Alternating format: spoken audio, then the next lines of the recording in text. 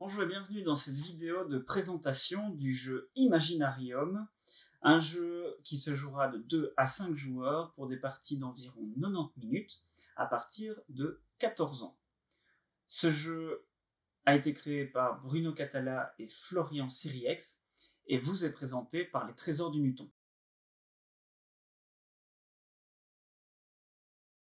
Le plateau de jeu, qui s'appelle le bric-à-brac, reprend un tapis roulant, une zone carte avec le robot qui viendra compléter le tapis roulant au fur et à mesure de la partie, des zones sur lesquelles nous pourrons, dans un premier temps, planifier et réserver une machine, une zone de fabrication du charbonium, dans le cas où on ne souhaiterait pas réserver une machine, la zone ici qui concerne les assistants, et la zone projet.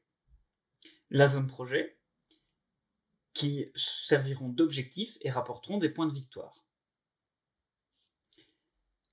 Il y a également la zone ici, la piste d'initiative, qui déterminera quel joueur joue en premier, les ressources, charbonium, cristaux, cuivre et bois. Et enfin, une zone de défausse dans laquelle seront placées les cartes qu'on n'aura pas utilisées ici, ou alors des cartes que l'on aurait détruites dans notre atelier. Au niveau du matériel, nous voyons ici les pions personnages, les pions utilisés pour marquer la réussite d'un objectif, les ressources, le charbonium, les points de victoire qui seront comptabilisés tout au long de la partie, mais surtout à la fin pour déterminer le gagnant, les cartes, nous y reviendrons plus tard, et le plateau individuel. Les ressources et le charbonium serviront de monnaie pour construire ou réparer, acheter des parties de machines et donc des cartes.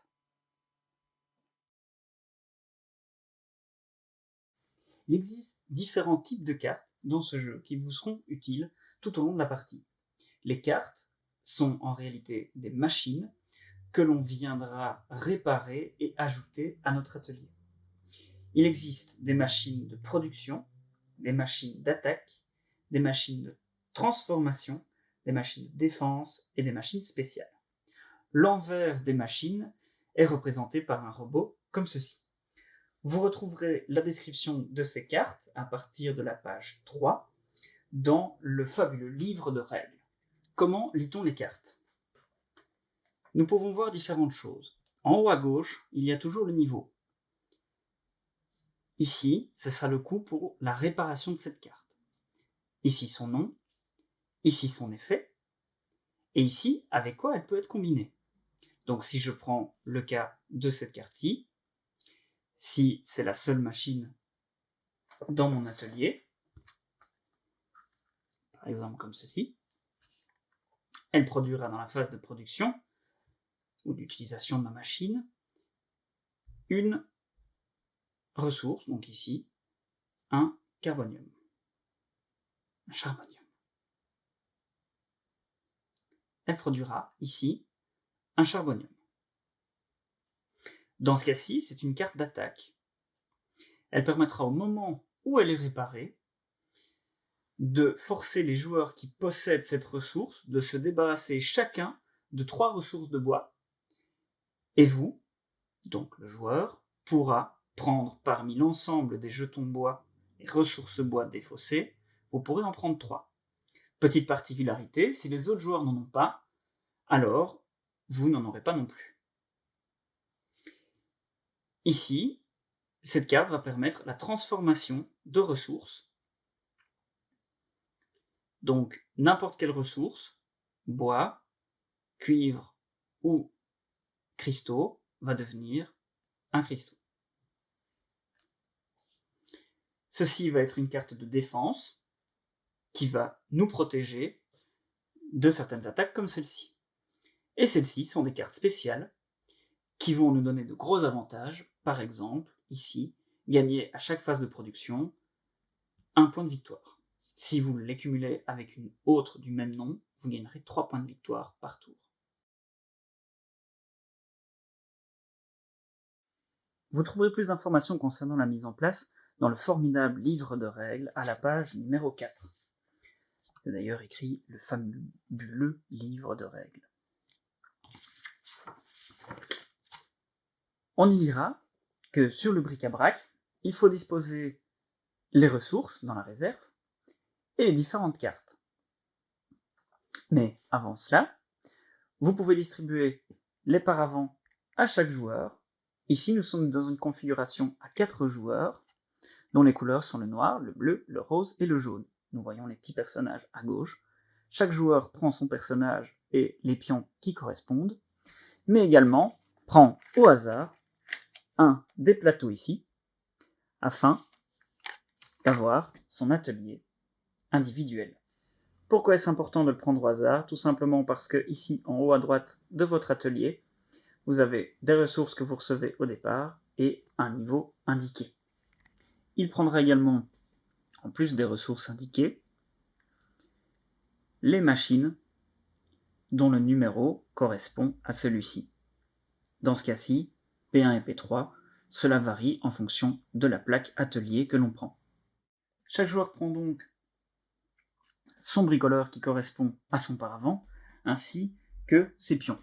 En fonction de son niveau obtenu via sa plaque d'atelier, il placera son bricoleur sur la piste d'initiative dont le niveau est indiqué. Il prendra ses pions qu'il cachera derrière son paravent. J'ai donc pris mes 2 cartes machines qui arrivent réparées et que je peux placer aux espaces réservés. J'ai également pris mes ressources, à savoir ici 4 charbonium, un bois et un cristaux. Je vais faire pareil avec les cartes robots et je vais les placer sur le tapis roulant. Attention, veuillez à bien faire ça une fois avoir distribué les cartes machines et les différentes ressources aux joueurs. Je place le reste du paquet face cachée dans la zone robot. Je vais donc mélanger le paquet de cartes assistants et en placer 3 face visible. Et enfin, je mélange le paquet de cartes projet et je les révèle autant qu'indiqué dans le bureau d'études. Donc 6 pour 2 joueurs, 7 pour 3 joueurs, etc. Puis disposez-les sur les emplacements, à savoir ici. Nous sommes 4. Je les place donc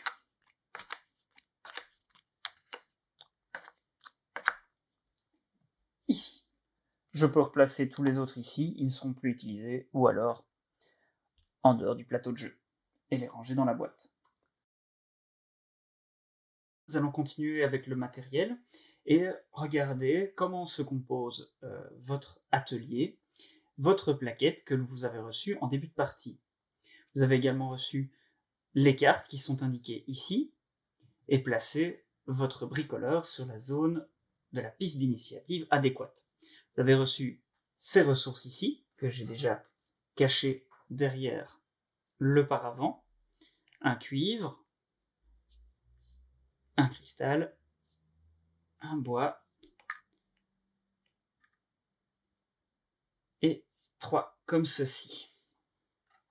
Le paravent vous servira à cacher vos ressources et vos pions, mais également de pense-bête puisqu'il reprend l'ensemble des possibilités, à savoir à gauche sur le volet de gauche le tour de jeu, au milieu vous avez l'ensemble des actions, mais je vais y revenir, et à droite les différentes combinaisons possibles. Je vais revenir là-dessus dans un instant. Votre atelier peut être lu de la manière suivante. Vous avez des actions à réaliser pendant votre tour de jeu, où vous pouvez faire pivoter les flèches pour indiquer 2 actions. Un tour de jeu se compose de 3 grands moments: la planification, la réalisation et la vérification et réinitialisation. Lors de cette manche, nous allons donc procéder à la première étape, qui est, comme on peut le constater ici, dans notre paravent, dans tour de jeu, planification. Donc chaque joueur réserve une machine à récupérer du tapis roulant ou se positionner sur un extracteur de charbonium. Donc lors de cette phase, le joueur jaune est le premier joueur, puisqu'il est le premier sur la piste d'initiative. Il se place donc où il souhaite. Attention, nous l'avons vu, il y a des ressources à payer, enfin du charbonium à payer, lors de la phase suivante. Si, par mégarde, il n'aurait pas bien pensé son coup, alors il perdrait les ressources indiquées, mais ne posséderait pas pour autant la carte. Autrement dit, s'il doit payer 6 charbonium, mais qu'il n'en a que 4, il devra payer 4 charbonium et la carte sera défaussée. Il vaut mieux dans ce cas-là, alors peut-être se placer sur une production de charbonium, à défaut pour éviter de perdre du charbonium sans obtenir de carte. Plus on est près de la piste d'initiative, plus on a de chances de débuter la partie. Si on est ici, nous débuterons la prochaine manche. Je vais procéder au hasard simplement pour expliquer le principe.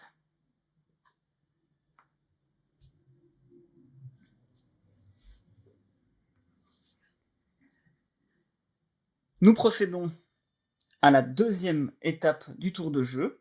Maintenant que la planification est terminée et que tous les joueurs ont placé leurs pions, nous passons à la réalisation.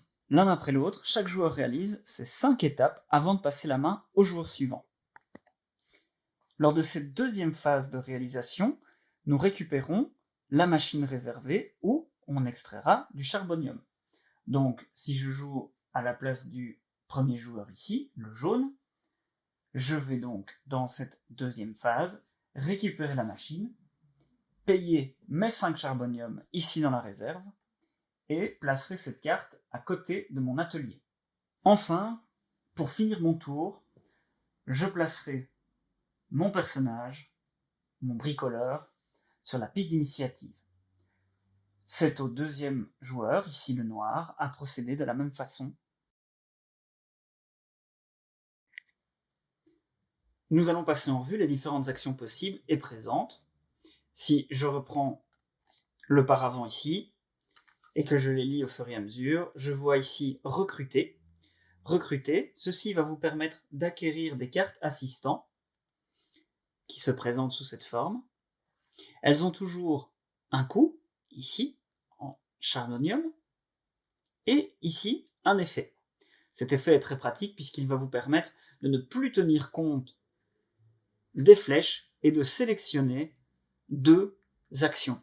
Attention, les actions que vous réalisez ce tour-ci ne pourront pas être toutes les 2 reproduites le tour d'après. La règle reste la même.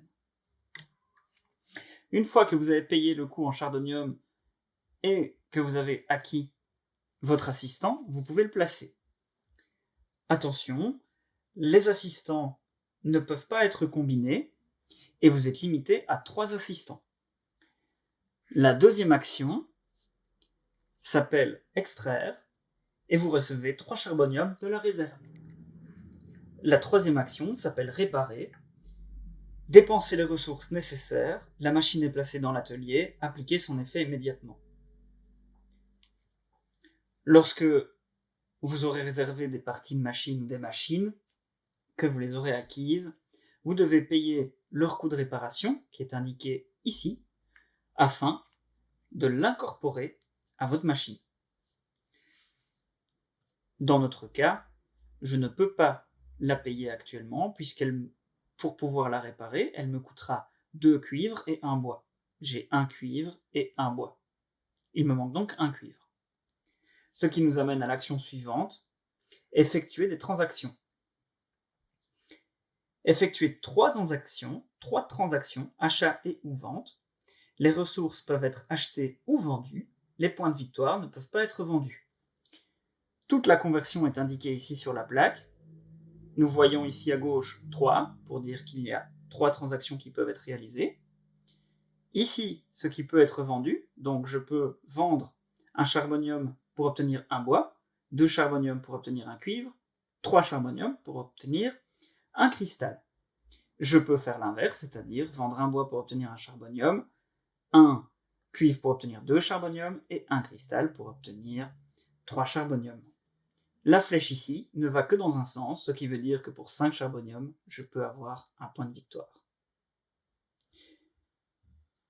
Donc, si je voulais réparer cette machine, mais que je manquais de ressources, comme il me manque un cuivre, je peux, par exemple, échanger 2 charbonium contre un cuivre, auquel cas, j'aurai assez pour la faire. Mais je peux aussi imbriquer des échanges, c'est-à-dire, admettons que je n'ai pas de charbonium, je pourrais échanger mon cristal, obtenir 3 charbonium, en échanger 2 pour avoir un cuivre. Ensuite, je payerai mes 3 ressources, qui sont indiquées ici, pour placer ma carte dans mon atelier. Les 2 actions suivantes vont concerner la réorganisation de son atelier et la possibilité de démonter une machine, qui est déjà réparée ou non. Dans notre cas, puisque j'ai différentes machines qui sont réparées et qui sont dans mon atelier, je peux les combiner. Quand je combine, je peux réorganiser tout mon atelier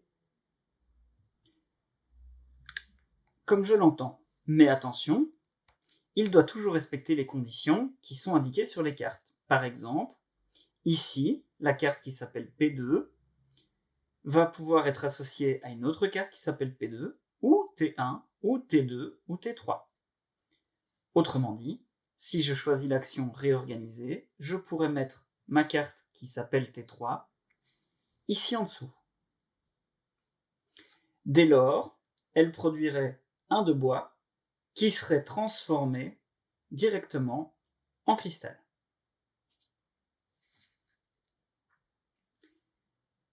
C'est particulièrement intéressant, surtout quand on va avoir les mêmes cartes qui vont être combinées, puisque, par exemple,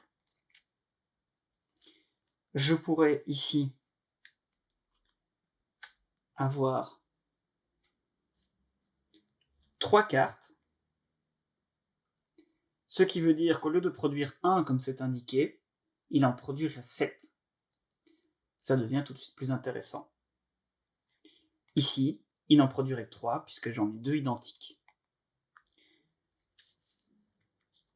Autre particularité de cette combinaison,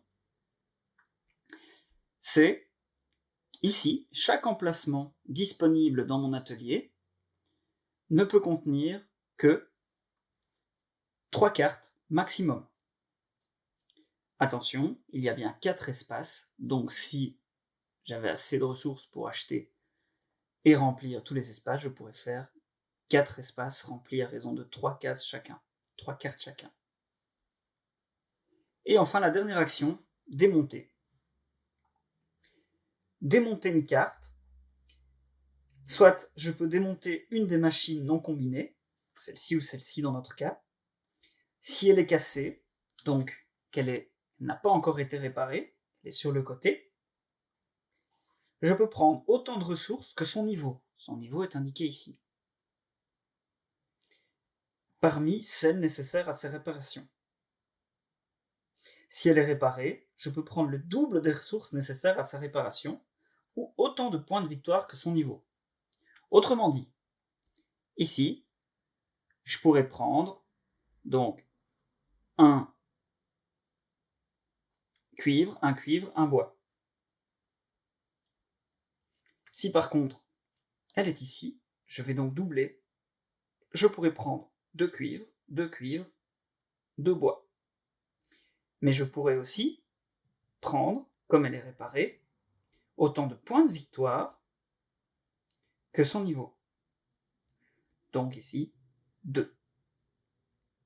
Concernant vos actions, vous ne pouvez pas faire 2 fois les mêmes actions, à savoir si le tour 1, je fais ces 2 actions-ci, le tour 2, je ne pourrais pas faire ça. Je devrais le déplacer, soit comme ceci, ou en faire complètement 2 différentes.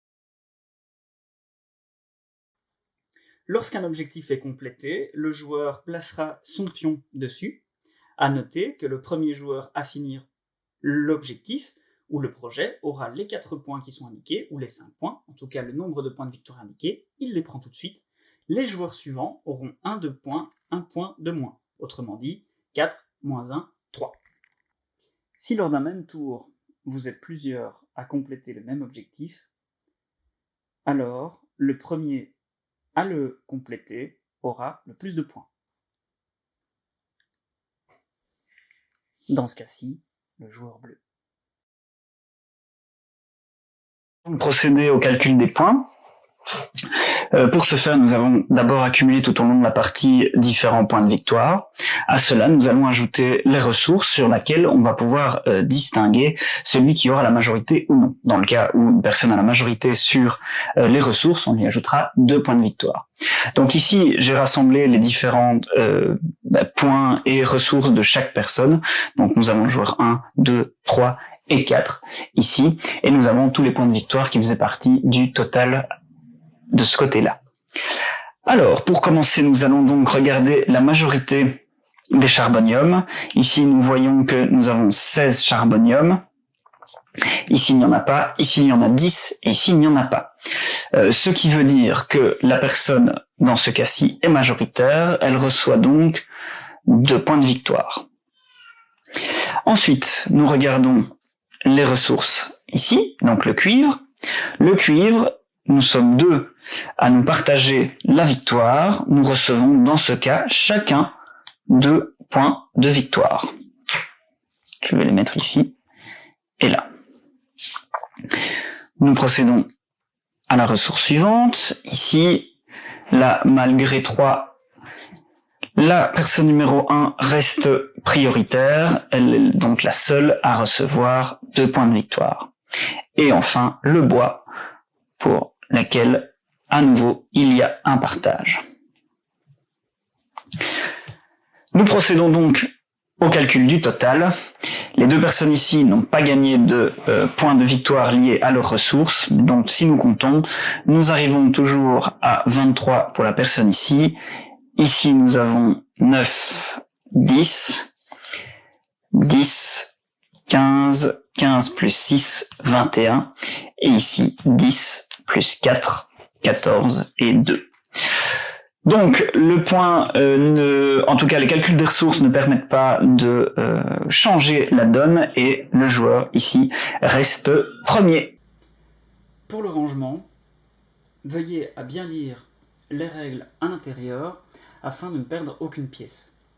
En effet, si par mégarde vous deviez perdre ou égarer ou bref détériorer le jeu, il vous serait facturé en état. Dès lors, faites bien attention, comptez chacune des pièces avant de nous le rendre. Nous ferons également ce travail quand vous nous rendrez le jeu.